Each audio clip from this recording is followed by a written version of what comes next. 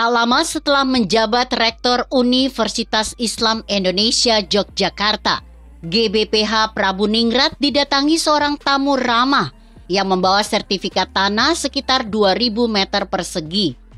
Di pertengahan 1970-an itu, UII hanya punya satu kampus di Jalan Cikditiro yang digunakan untuk perkuliahan semua fakultas, ekonomi, hukum, teknik sipil. Sangat sering mahasiswa juga harus kuliah di tempat pinjaman, Masjid Syuhada, Kota Baru, tak jauh dari kampus Cikditiro. Tamu Pak Prabuningrat dengan santun dan rendah hati meminta agar tuan rumahnya memastikan anak laki-lakinya diterima di Fakultas Hukum. Untuk itu ia bersedia memberikan sebidang tanahnya yang cukup luas di Jalan Raya Taman Siswa yang lokasinya sangat baik. Pak Prabuningrat salah satu putra Hamengkubuwono VIII dan kakak tiri Sultan Hamengkubuwono IX menjelaskan bahwa ia meski berposisi sebagai rektor, tidak berwenang menjamin diterimanya anak si tamu. Semuanya harus berdasarkan ujian masuk dan merupakan wewenang fakultas masing-masing, katanya. Ketika si tamu merengek dan membujuk dan merasa bahwa memasukkan seorang mahasiswa ke universitasnya adalah urusan kecil, Pak Prabuningrat yang tinggi besar dan selalu berpeci hitam dan kemeja putih lengan pendek itu jengkel dan meminta sang tamu segera keluar dari rumahnya. Ia merasa tersinggung bahwa kursi mahasiswa di universitas yang dipimpinnya seolah bisa diperdagangkan dengan mudah.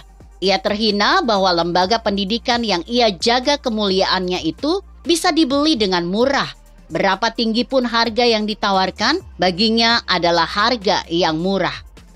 Si tamu segera ciut nyalinya. Menghadapi ketegasan tuan rumah yang sangat berwibawa itu, buru-buru keluar.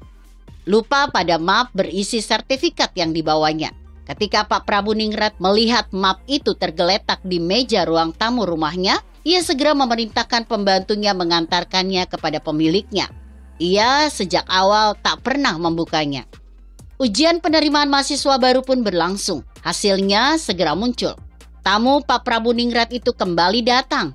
Ia melaporkan bahwa anaknya tidak lulus ujian masuk Fakultas Hukum. Tapi dia memohon supaya tanah tersebut diterima oleh Pak Prabuningrat untuk keperluan kampus UII. Katanya, ia kagum dan terharu pada integritas Pak Prabuningrat dan UII.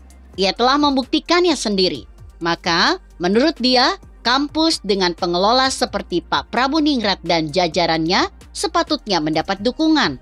Dalam hal ini, ia hanya mampu mendukungnya dengan cara mewakafkan tanahnya untuk pembangunan kampus UII yang memang sangat kekurangan ruang kuliah. Cukup aneh si tamu. Ikhlas mewakafkan tanahnya yang bernilai tinggi itu justru karena anaknya tak terima di Fakultas Hukum UII. Tapi kepahitan ini memberikan pengalaman berharga kepadanya tentang kokohnya integritas seorang rektor beserta universitas yang dipimpinnya. Begitulah cerita di balik keberadaan kampus Fakultas Hukum UII di Jalan Taman Siswa itu, tutur Haja R.I. Sitoresmi, salah satu putri Pak Prabuningrat kepada saya. Setelah lebih dari 40 tahun dimanfaatkan, beberapa bulan lalu kampus tersebut digabungkan dengan semua fakultas lain di kampus Jalan Kaliurang. Kisah itulah yang segera muncul di benak saya ketika mendengar kabar Rektor Universitas Lampung, Unila, ditangkap oleh KPK karena konon menerima uang sogok dari orang tua sejumlah mahasiswa yang ingin anak mereka diterima di Unila.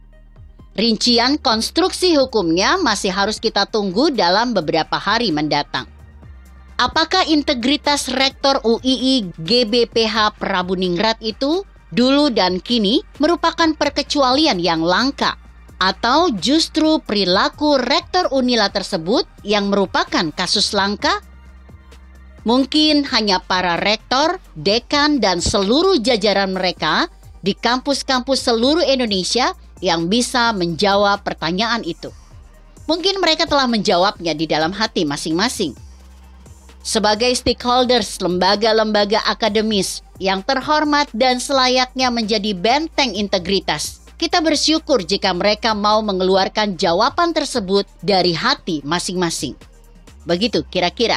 Artikel ini ditulis Hamid Basyaib yang disadur dari redaksi Indonesia.com dengan judul Integritas Seorang Rektor. Bagaimana menurut Anda? Jika Anda berpendapat lain, tuliskan komentar Anda di bawah ini. Saya Emma, Karisma 90.